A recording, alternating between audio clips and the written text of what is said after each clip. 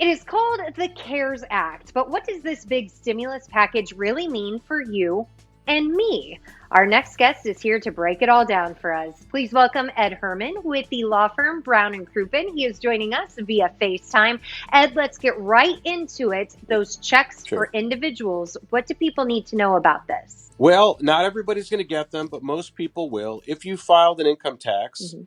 either this year or last year, they're going to look at that. And if an individual made less than $75,000, they'll get a $1,200 check, and it will also have an extra $500 for each child.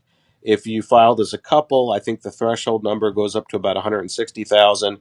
And then there's a number somewhere in between if you filed as head of household. Now, if you made more than that, if you made between 75 and 100, you may get a check, but it's going to be smaller. And if you made over Mhm. 99,000 or over 100, then you're not going to be eligible to get any check at all.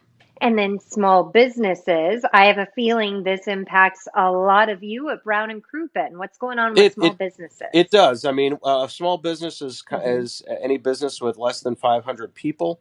There are a few more qualifications there, but the idea of this act is to try to provide some immediate financing to help pay the key bills, and most importantly, to try to keep your people employed.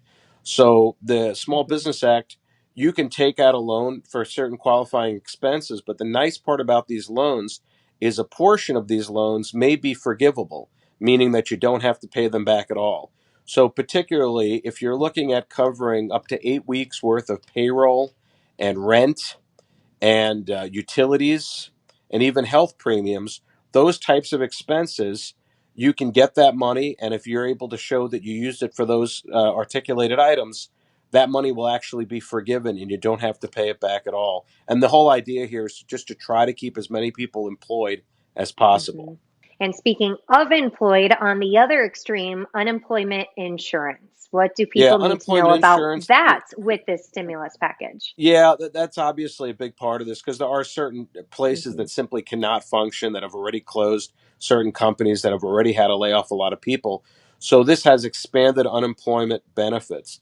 If you find yourself unemployed, this act allows for the period of unemployment to be extended, I think an extra 13 or 14 weeks, and it allows for additional federal money above whatever your state unemployment was offering, and I think that can add up to an extra $600 a week. Mhm. So I know a lot of times people say unemployment doesn't pay very much, Eh, and it doesn't.